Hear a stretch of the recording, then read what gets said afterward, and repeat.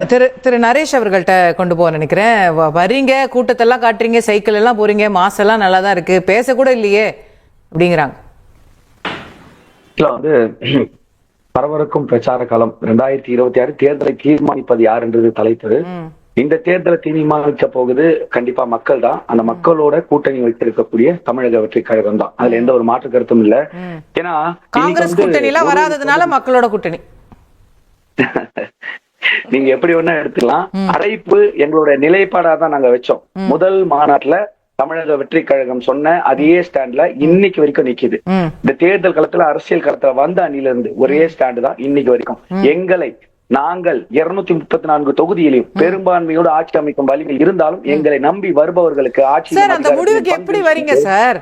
நாங்க பெரும்பான்மையோட ஆட்சி அமைக்கிறோம், அந்த வலிமையோட வெறும் வெறும் கிரௌட வச்சா இல்ல வேற ஏதாவது காரணம்? நீங்க ஆரம்பத்துல சொன்ன மாதிரி மக்கள் மேலையும் எங்க மேலையும் நாங்க வச்ச நம்பிக்கை தான் அந்த ஒரு ஸ்டேட்மெண்ட்டுக்கான அடிப்படை. முதல்ல சொன்னோம், இது சொன்னது நிலைப்பாடு. அந்த நிலைப்பாட்டுல இருந்து சற்றும் தவறல.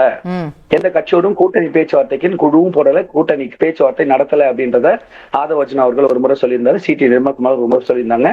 அந்த கட்சியை சார்ந்த சில தலைவர்கள் பேசியிருக்காங்க. அந்த கட்சியில இருந்து கூட்டணி விட்டு வருவோம். கூட்டணிங்கிறது அது திடீர்னு let's not get sidetracked. கூட்டணி பற்றின விவாதம் இல்ல. Question is, நீங்க வந்து கிரௌட காட்டுறீங்க, அது மட்டுமே வந்து ஒரு பொலிட்டிக்கல் ஸ்டேட்மெண்டா வைக்கிறீங்க.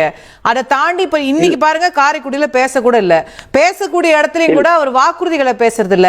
அந்த லோக்கல் தொகுதிக்கான வாக்குறுதி ஏதாவது சொல்றாரா இல்ல பொதுவா தேர்தல் அறிக்கை வெளியிட்டீங்களா இல்ல, எதை வச்சு ஓட்டு போடுறதுன்றாங்க. இல்ல, அந்தந்த தொகுதியுடைய பிரச்சனைகள் அந்தந்த வேட்பாளர்கள் இன்னைக்கு கூட பிரச்சாரங்கள் எல்லா தொகுதிகளிலும் போயிட்டு இருக்கு. அந்தந்த வேட்பாளர்கள் விஜய் என்னதான் சார் பேசுவாரு? ஏப்ரல் 23ஆம் தேதி காலையில 7 மணிக்கு தலையை சீவி ரெடி ஆயிட்டு அதை மட்டும் தான் சொல்லுவாரா? நான் சொல்றேன், அதுதான் இப்போ மலைகள் சூறையாடப்படுது, மணல் கொள்ளை போகுது, கனிம வளம் கொள்ளை போகுது, ஊழல் நடக்குது, பெண்களுக்கு பாதுகாப்பு இல்ல, இதெல்லாம் மக்கள் பிரச்சனை இல்லையா? இது தமிழ்நாடு முழுக்க இருக்கக்கூடிய பிரச்சனை தான். தமிழ்நாடு முழுக்க திரும்ப திரும்ப பேச வேண்டிய பிரச்சனை, தீர்க்கப்படாத பிரச்சனை. இதை தாண்டி ஒரு ஊர்லயும் இன்னமும் அடிப்படை தேவைகளே மக்கள் கிட்ட கோரிக்கையா வந்துகிட்டே இருக்கு. சாக்கடை வசதி, சாலை வசதி, மின்விளக்கு வசதி, தண்ணீர் வசதி.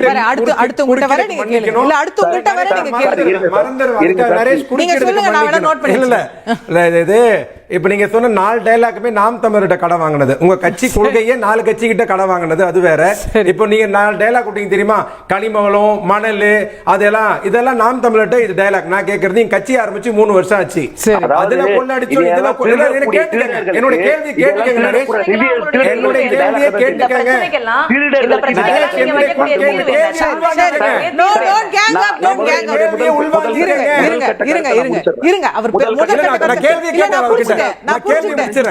நீங்க காப்பி அடிச்சிட்டீங்க அப்படின்றத 3 வருஷம் ஆச்சு நீங்க கட்சி ஆரம்பித்து.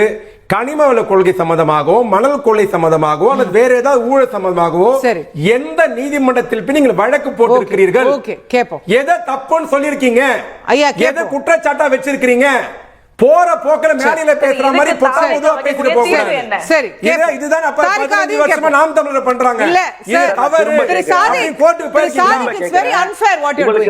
It's very unfair what you are doing. அவர் இன்னும் முதல் கட்ட 3 நிமிஷம் கூட பேச முடியல. அதுக்குள்ள தப்பு தப்பா சொல்றாரு. கரெக்ட்ங்க. அடுத்து உங்கள்ட்ட வர நீங்க கேளுங்கன்னு சொல்லிட்டேன். கொஞ்சம் இருங்க திரு நரேஷ்.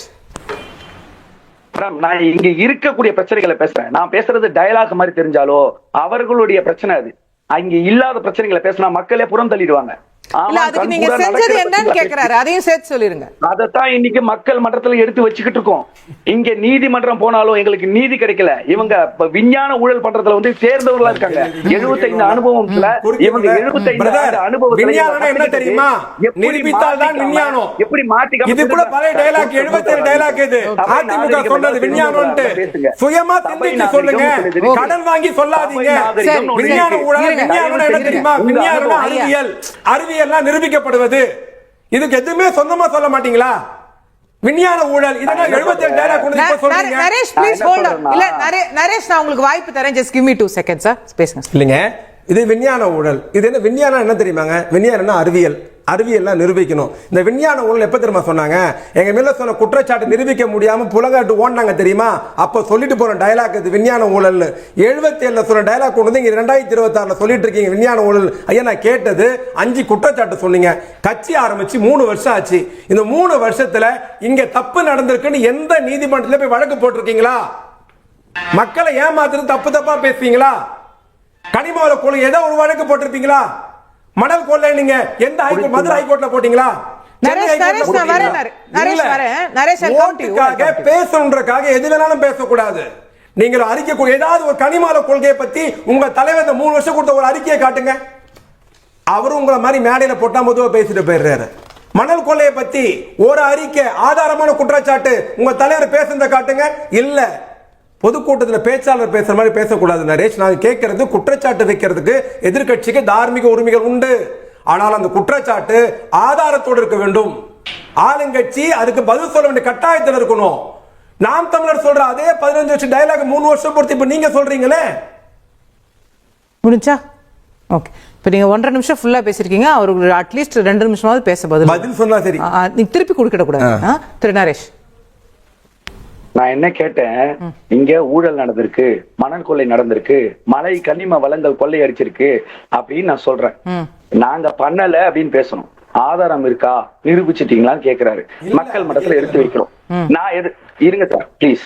நான் என்ன கேக்குறேன், இதே மாதிரி ஆதாரங்களோட பண்டலா ஃபைலோட கடந்த ஆட்சி காலத்துல எதிர்கட்சி தலைவரா இருக்கும்போது ஆளுநரை பார்த்து இந்த அமைச்சர்கள் மேல எல்லாம் குற்றச்சாட்டு இருக்கு, ஊழல் பண்ணிருக்காங்கன்னு போனீங்கல்ல, அந்த அமைச்சர்கள் எல்லாம் உங்களால நடவடிக்கை எடுக்க முடியல. ஆனா அதற்கு துணை போன அதிகாரிகள் இருக்காங்களே, அந்த அதிகாரிகள் நடவடிக்கை எடுக்கிறது உங்களை யார் சார் தடுத்தது? நான் ஒரு கேள்வி கேட்டா ஒண்ணு பதில் சொல்லணும், எதிர்கேள்வி கேட்க கூடாது. இந்த கேள்விக்கு பதில் இருக்கா? சரி, எல்லா பட்டியலும் சொல்றீங்க. நான் முடிக்கிறேன். இவ்வளவு பட்டியலோட நீங்க ஆளுநர்கிட்ட போனீங்களே, அந்த அமைச்சர்கள் மேல நடவடிக்கை எடுக்க முடியல கேட்டா அதுக்கு ஒரு காரணம் சொல்லுவீங்க. ஆனா அதிகாரிகள் மேல நடவடிக்கை எடுக்கிற முழு அதிகாரம் உங்ககிட்ட இருக்கு. அவர்களுக்கு உயர் பதவிகள் இல்லைன்னா இன்னும் நல்ல ஒரு இலாக்கத்துல கொடுத்து அவர்கள் மூலமா நீங்க என்ன லாபம் சம்பாதிச்சிட்டீங்க இந்த ஆட்சி நடத்தி நான் கேள்வி வைப்பேன். அடுத்து நீங்க கேக்குறீங்களா பட்டியல், என்னென்ன குற்றச்சாட்டுகளோ எல்லாத்துக்கும் நீதிமன்றம் போவீங்களான்னு? தேவையில்லை சார். ஆட்சிக்கு வந்து 6 மாசத்துக்கு உள்ளார நீங்களும் உங்களுடைய இப்ப இருக்கக்கூடிய எதிர்கட்சின்னு சொல்லிக்கிற மறைமுக கூட்டணியில இருக்கீங்களா பாஜக அதிமுக, அவர்களும் சேர்ந்து அடித்த கொள்ளை, 2 பேரும் மாறி மாறி அடித்த கொள்ளைய 6 மாசத்துக்குள்ளார ஒட்டு மொத்தமா ஆதாரங்களோட வெளிக்கொண்டு வந்து உங்க மேல நடவடிக்கை எடுப்பார். இதுதான் அவருடைய இலக்கு. இன்றைக்கு மக்கள் மன்றத்துல வைக்கிறார், உங்களுடைய முகத்திரையை கிழிக்கிறார். அதை வைத்து ஆட்சியில் அமர்ந்தவுடன் உங்கள் மேல நடவடிக்கை எடுப்பார். நான் அடுத்த கேள்விக்கு வரேன். நீங்க கேட்டீங்களா பட்டியல், நான் சொல்றேன் ஆதாரங்களோட. நான் உங்ககிட்ட கேட்கிறேன், 10.5 லட்சம் கோடிக்கு மேல நாங்கள் MOM போட்டிருக்கோம், நாங்க வெளிநாடுகள்ல இருந்து முதலீடு ஈட்டிருக்கோம்னு சொன்னல, எங்கெங்க இருந்து 10.5 லட்சம் கோடிக்கு இது வரைக்கும் எவ்வளவு இன்வெஸ்ட்மெண்ட்ஸ் வந்திருக்கு? நீங்க என்ன சொல்றீங்க? கம்பெனிஸ் தொடங்கி இருக்கோம், சிப்காட்டுகளை தொடங்கி இருக்கோம், வேலை வாய்ப்புகளை உருவாக்கி இருக்கோம். எத்தனை வேலை வாய்ப்புகள்? வெள்ளை அறிக்கை கொடுங்க. இவ்வளவு கடன் வாங்கி நான் என்ன சொல்றேன்னா, ஒரு சாமானிய இன்னைக்கு யதார்த்தமா ஒரு குடும்பத்தை பத்தி பேசுவோம். எங்க அப்பா சம்பாதிக்கிறாரு, நல்லா சம்பாதிக்கிறாரு, வீட்டுக்கு அத்தியாவசியத்துக்கு செலவு பண்றாருன்னா பரவாயில்ல, ஆடம்பரத்துக்கு செலவு பண்ணி வெளியே பந்தா காட்டி எல்லாரும் முன்னாடி நாங்க ஜோரா இருக்கணும் அப்படின்னு காட்டிக்கிறதுக்காக தேவையில்லாத செலவுகளை பண்ணி கடனை வாங்கி செலவு பண்ணாருன்னா அது என் குடும்பத்தை இன்னைக்கு நல்லா காட்டும். ஆனா நாளைக்கு பெரிய பூகம்பமா வெடிச்சு எங்க தலைமையில இடியா இறக்கும். அப்படிப்பட்ட அப்பாவை நாங்க திருத்துறோம், பிள்ளைங்களா நாங்க கேள்வி கேட்கறோம்னு நிக்கிறோம். கேள்வியே கேட்க கூடாது. உங்களுக்கு எதுவுமே தெரியாதுன்னா 75 வருஷமா நல்லா தெரிஞ்ச நீங்க என்ன ஆட்சியில இது பண்ணிட்டீங்க, 10 லட்சம் கோடி நின்றுட்டீங்க. அதுதான் நாங்க வைக்கிற குற்றச்சாட்டு. ஓகே ஓகே திரு சாதிக், ஒரு சினிமா ஒரு காமெடி வரும், டீ கடையில பேப்பர் பிடிச்சிட்டு என்னது இந்திரா காந்தி செத்து போயிட்டாங்களா அப்படின்ற மாதிரி காமெடி வரும். சினிமா விட்டு அரசியலுக்கு வாங்க சார். இல்ல நீங்க அங்க இருந்தா வந்திருக்கீங்க, அதனால சொல்றேன். நீங்க சினிமா விடுங்க சார். இல்ல சினிமா அந்த மாதிரி ரிலீஸ் பண்ணீங்க, அந்த மாதிரியாவது விடுங்க சார். சைதை சாதிக்கண்ணே ஒரு நிமிஷம் சொல்றேன். இதுக்கு வாங்க. அந்த தோழர் சொன்னதுக்கு சொல்றேன், இந்த அம்மா சொன்னது சொல்றேன். 15 வருஷமா இவங்களும் அந்த கதையை ஓடிட்டு இருக்காங்க. அவரு கேட்டாரு முன்னாள் அமைச்சர் மீது நடவடிக்கை எடுத்திருக்கலான்ட்டு. முன்னாள் அமைச்சர் மீது நடவடிக்கை எடுப்பதற்கு 3.5 ஆண்டு காலமாக தமிழ்நாட்டு ஆளுநருடைய அதிகாரி மேல பர்மிஷன் தரணும். அதிகாரி மேல பர்மிஷன் தரணும். ஆளுநர் தரணும். ஆமா, எஃப்ஐஆர் போடணும்னா அமைச்சர் போடணும். 5 வருஷமா கொடுக்கல. சட்ட அமைச்சர் பேசுறாரு. நீங்க அமைச்சர்கள் மேல இருக்கிற அதிகாரத்துல இருக்கிறது நீங்க சொல்லுங்கம்மா. இல்ல நீங்க தடுத்திருக்கலாம்ன்றாங்க கனிம வள கொள்ளையை. நீங்க அவங்க எல்லாம் கேட்கணும்னு அவசியம் இல்ல, நீங்களே தடுத்திருக்கலாம். அதாவது இந்த இயற்கை வள கொள்ளையில வந்து தாவேகா நரேஷும் இந்த அம்மாவும் வந்து ஒரு முக்கியமான ஃபேக்ட மறந்துட்டு பேசுறாங்க. அதாவது இதே ஹைகோர்ட்ல மொத்தம் 7 கலெக்டர்ஸ் வந்து சம்மன் பண்ணிருக்காங்க. 7 கலெக்டர்ஸ் சம்மன் பண்ணி அங்கெல்லாம் வந்து மணல் வந்து கொள்ளையடிக்கப்பட்டது, இயற்கைக்கு மீறி மணல் கொள்ளையடிக்கப்பட்டதுன்னு 7 கலெக்டர்ஸ் சம்மன் பண்ணிருக்காங்க. அமலாக்கத்துறை வழக்கு பதிவு செய்து 4300 கோடி ரூபாய் ஊழல் நடந்ததுன்னு அமலாக்கத்துறை வழக்கு பதிவு பண்ணதே தவிர அமலாக்கத்துறை வந்து அதை ஃபர்தரா ப்ரொசீட் பண்ணல.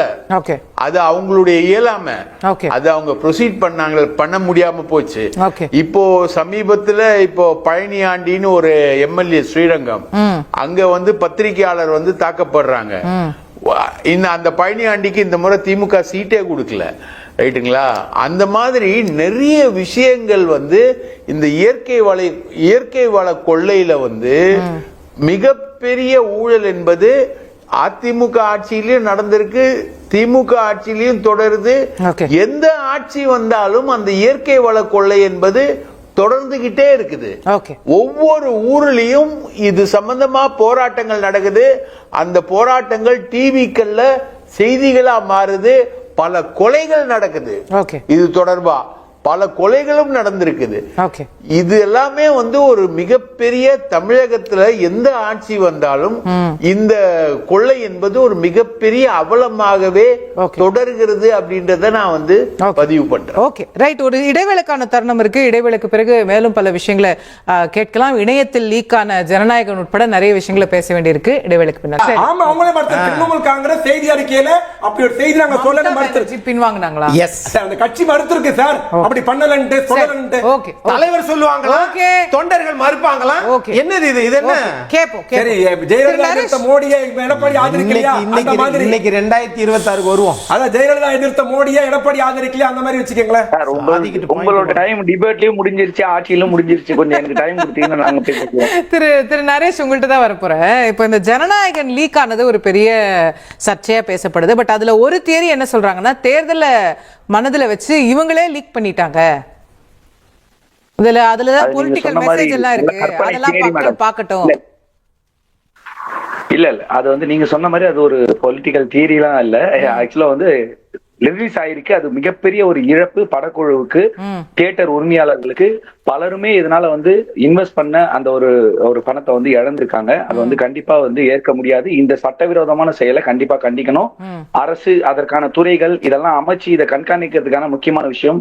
மிகப்பெரிய ஒரு இண்டஸ்ட்ரி, சினி இண்டஸ்ட்ரி. நம்ம வந்து பேச்சுக்கு இன்னைக்கு வந்து கொச்சப்படுத்துற மாதிரி பேசுறோம். ஒரு எடிட் ஷூட்ல இருந்து உள்ள காப்பி வெளியே வந்திருக்கான் சார். எப்படி சார் வெளியே வரும்? அந்த டீம்ல யாராவது வெளியே வரும் சார்? வாய்ப்பே இல்ல மேடம். அது எப்படி வெளியே வந்ததுன்றத கண்டிப்பா இன்வெஸ்டிகேட் பண்ணும். லீகலா அந்த டீம் வந்து இன்னைக்கு வந்து அந்த இன்வெஸ்டிகேஷனுக்கு ப்ராசஸ் பண்ணிக்கிட்டு இருக்காங்க. இது படக்குழு வெளியிட்டது, இதனால் லாபம் சம்பாதிக்க யோசிக்கிறாங்க அப்படின்னு சொல்றதுலாம் அப்பட்டமான பொய், அப்பட்டமான அது வெளிவந்ததுல அது எப்படி வெளியே வந்ததோ அது ஒரு பக்கம், அது ஒரு கேள்வியா இருக்கு. ஆனா அது வெளிவந்ததுல பார்த்துட்டு சிறுபான்மையினர் கோபமா இருக்காங்கன்னு வேற பிரகாஷ் சார் சொல்றாரு. இப்ப அங்கதான் எங்களுக்கு சந்தேகம் வருது. இந்த மாதிரி ஏதாவது சீன் இருந்ததுன்னா அதை அவங்க பயன்படுத்துறதுக்கு இந்த மாதிரி வேற ஒரு இல்ல, அதுதான் நாங்க கேக்குறோம், விசாரிக்கணும்னு சொல்றோம் மேடம். நாங்க வந்து இந்த படம் வெளியே எப்படி சார் போக முடியும் மேடம்? எடிட் ஷூட்ல இருந்து வெளியே வந்து சொன்னதே கற்பனை. நான் சொல்றேன், என்ன ஆதாரத்துல எடிட் ஷூட்ல இருந்து வெளியே ஒரு வாட்டர் மார்க் எல்லாம் காட்டுறாங்க சார். எனக்கு அவ்வளவு டெக்னிக்கலா தெரியல, நீங்க தான் சொல்லணும். சினிமா தெரிஞ்சவங்க. எனக்கும் தெரியல மேடம், நானும் பார்க்கல. பிரகாஷ் தான் பார்த்தாருன்னு சொன்னாரு. அவர்தான் எப்படின்னு சொல்லணும், நான் இது வரைக்கும் பார்க்கல. நரேஷ், எனக்கு டிபேட் முடிஞ்ச உடனே சொல்லணும். நீங்க ஸ்கிரீனுக்காக தானே சொல்றீங்க. நீங்க பார்க்காம எப்படி இருந்திருப்பீங்க நரேஷ்? நான் சத்தியமா பாக்குறேன். இது வரைக்கும் நீங்க சொல்லிதான் அண்ணனே பாத்திருக்காருன்ற போதுதான் அந்த அளவுக்கு வெளியே போயிருக்கு அப்படின்றத வந்து நம்மளால புரிஞ்சுக்க முடியுது. பிரச்சாரத்துல இருக்கும், தீவிர பிரச்சாரத்துல இருக்கும், தொண்டையெல்லாம் மாறி இருக்கு. பாத்தீங்கன்னா உங்களுக்கே தெரியும், பரிதாபமா இருக்கலாம். சோ அந்த மாதிரி ஒரு இக்கட்டான சூழ்நிலையில இருக்கும். இந்த படம் வெளியானதுக்கும் இங்க இந்த அரசியல் செய்யறதுக்காக இவங்களே வெளியிட்டு இருப்பாங்கன்றதும் அப்பட்டமான போய். இங்க அதை பயன்படுத்தி வேறு விதமான சாயம், ஏற்கனவே இருந்தத படத்தை படமா பாருங்கன்னு சொன்னோம், அதையும் வேறு விதமா திரித்தார்கள். இதையும் வேறு விதமா திரிக்கிறாங்கன்னு தான் பாக்குறோம். முக்கியமா அதிமுக அதிமுக இப்போ பேசிக்கிட்டு இருந்தாங்க. ரெண்டு பேருக்குமே வந்து ஒண்ணு நம்ம இந்த டிபேட் மூலமா புரிஞ்சுக்கிட்டது என்ன அப்படின்னா, இரண்டு கட்சிகளும் மாறி மாறி வந்தாலும் அவர்கள் இருவருமே கடன் வாங்குறதுல இருந்து பின்வாங்க போறது இல்ல, அதை மக்களுக்கு செய்யாம ஊழல் வாங்குறதுல பின்வாங்க போறது இல்ல. ரெண்டாவது இந்த கனிம வள கொள்ளை, பிரகாஷ் அண்ணா சொன்ன மாதிரி கனிம வள கொள்ளை, அதை தடுக்கிறவர்கள் கொலை இது தொடர்ந்து நடக்குது. இது தொடர்ந்து நடக்குது. அதை மாற்று சக்தியாக இங்கே தாவேக ஆட்சி அமைக்கும். ஜனநாயக படம் கண்டிப்பாக எப்படி பிரைவேட்ல வெளியே வந்தது அப்படின்றத, வைரஸ்ல வெளியே வந்தது விசாரிக்கணும், நடவடிக்கை எடுக்கணும். நரேஷ், நிறைவான கருத்து உங்களுடைய. ரொம்ப சுருக்கமா ப்ளீஸ், டைம் ரொம்ப குறைவா இருக்கு. ரொம்ப சுருக்கமா முடிச்சிடுறேன் மேடம். ஆக்சுவலா வந்து சகோதரி தாரிகா அவர்கள் பேசும்போது நிறைய குற்றச்சாட்டு, டிபேட் ஆரம்பிச்சதுல இருந்து தமிழக வெற்றிக் கழகம், விஜய் அவர்கள் அவங்க என்ன செய்யறாங்க அந்த விமர்சனம் மட்டும்தான் இருக்கு. எங்களுடைய நோக்கம் ஆட்சியில இருக்கக்கூடியவர்களுடைய குறைகளை சுட்டி காட்டுறது, அந்த மக்கள்கிட்ட கொண்டு போய் சேர்க்கறது அப்படின்ற ஒரு தெளிவான இலக்குல போயிட்டு இருக்கோம். எங்களுக்கு கொள்கை எங்ககிட்ட இருக்கக்கூடிய கொள்கைன்னு சொல்லுவாங்க. அவங்க கிட்ட ஒரு நேரமும் ஒரே ஒரு நேர்பட ஒரு வார்த்தையோ ஒரு நிலைப்பாடோ இருந்ததே கிடையாது. மாறி மாறி நிலைப்பாடுகள் மாத்திக்குவாங்க. சோ அதை தொடர்ந்து இன்னைக்கு மக்களை வந்து ரொம்ப அந்த ஒரு ஃப்ரஸ்ட்ரேஷன்ல மக்களை திட்டக்கூடிய வேலையை வந்து தொடர்ந்து பேச ஆரம்பிச்சா சீமான். வழக்கமா தேர்தல் முடிஞ்சு ரிசல்ட் வந்ததுக்கு அப்புறம் மக்கள் வந்து திட்டுவாரு. இன்னைக்கு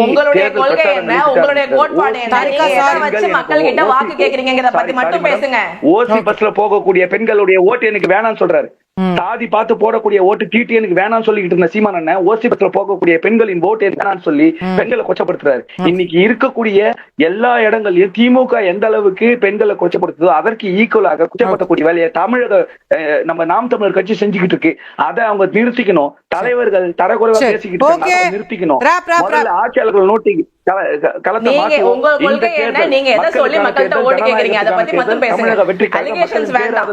பேராதரோடு இலக்கை நோக்கி போய்கிட்டு இருக்கு. 2026 ஏப்ரல் 23 மக்கள் முடிவை சொல்லுவாங்க. மே 4 நம்ம முடிவை பார்க்க போறோம். நன்றி. தேங்க்யூ நரேஷ் ராக்னீஸ்வரன்.